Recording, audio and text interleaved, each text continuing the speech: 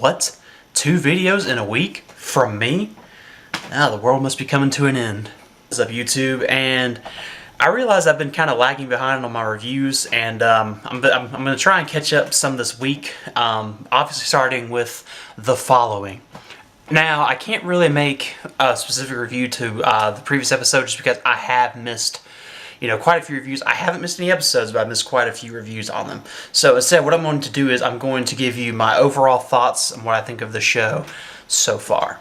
So the show, to me, this season has been particularly well. It's been exceptionally well, actually. It's been right on par with, as far as I go, it's been right on par with the first season. Suspense everywhere. The thriller action in there. Action sequences are great. It's really living up to the potential to being a front runner on Fox, and I've enjoyed this season. I've enjoyed every single episode so far. There have been some problems. I'll get to those in a second. First thing I want to talk about is the characters. The characters are really what make this show. All these characters are so dang lovable. Ryan Hardy, Joe Carroll, Lillian Gray, and Mark. There were some others in there, but they're obviously gone at this point. You have Max, who is Ryan Hardy's niece, who not only is a great character, she's also smoking hot, and for those of you that are wondering what she looks like, here's a little picture. As you can see, I wasn't lying when I said she's hot. And this great cast of characters really is just what drives us. The story is great, yes, and usually I'm a story-driven guy, but the characters in this show are just so, they're so lovable, and you love them so much. The one actor that really stands out to me in this is James Purefoy as Joe Carroll.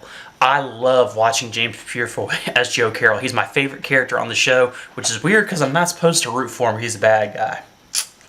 Oh well. He acts so well. He plays his character perfectly to a T. He's manipulative. He's a liar. He's just got all his power in his hands, and he really knows how to work with people. He really knows how to dupe them and things like that. Kevin Bacon as Ryan Hardy, of course, is always good.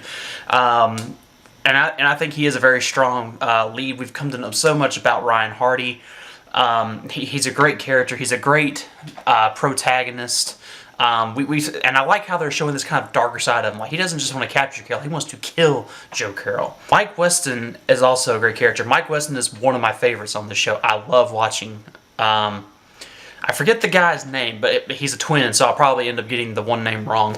But Mike Weston, to me, is such a great character just because he's a great sidekick, but he can show that he can be prominent, that he can be the main focus of an episode.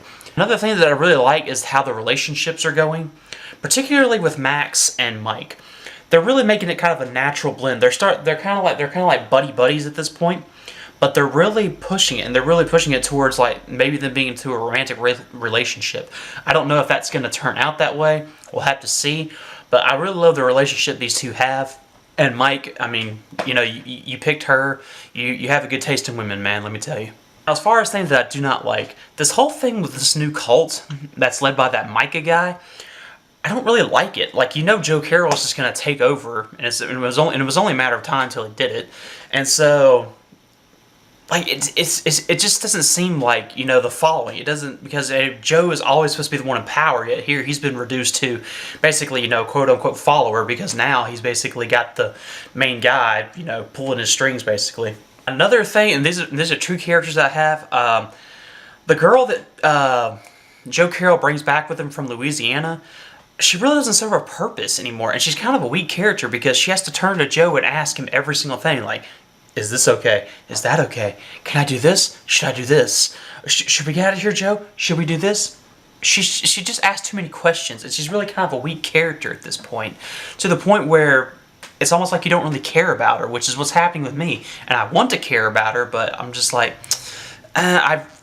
there's nothing there. The second character, and this one just gets on my nerves, it's Micah.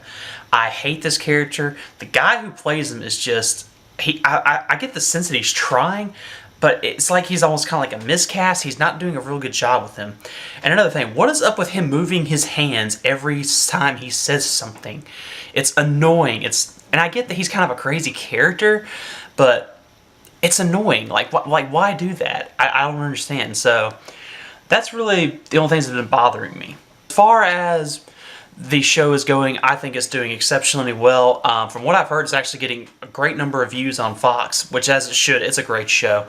I like also how they're diving into the character development. They're showing the different sides of these characters. I love the relationships they're forming. There's a few characters that I think I don't really care for, and I don't really like seeing them on screen. There's also that whole weird thing with the group that Micah has. I think they're called Corbin, I think. Yeah, Corbin, that's what they're called. So overall, guys, I know we're halfway through the season, but this is looking like a very great season so far. I'm really enjoying it, and as far as grading goes, I'm going to give it a B+. I think it's a solid addition to the following series, and I will give my overall score for it once the following officially comes to a close. Hopefully no time too soon. I hope they take their time with, the episodes. If they felt like, taking a mid-season break, I don't think I would mind that as much. So, why don't you guys leave your thoughts and your opinions below in the comment box. Let me know what you think of the show. Let me know what you think so far. And, are you guys enjoying it? Do you think this season's actually better than the first season? I've had a friend of mine tell me that he actually likes this season better. I'm waiting until the end to give my full thoughts because the last half of the first season was just a non-stop thrill ride. Anyways, guys, that is it for my review. I hope you enjoyed it. Hit the like, comment, and subscribe if you're not already subscribed to the channel. I got more content coming along the way, including some more movie reviews, a book review in the not-too-distant future that a couple of people have actually messaged me about, and, of course, some more TV show reviews. I promise I will try to have these out to you as quick as possible. But with all that being said, guys, I'm Joker777, and I'll see you guys later.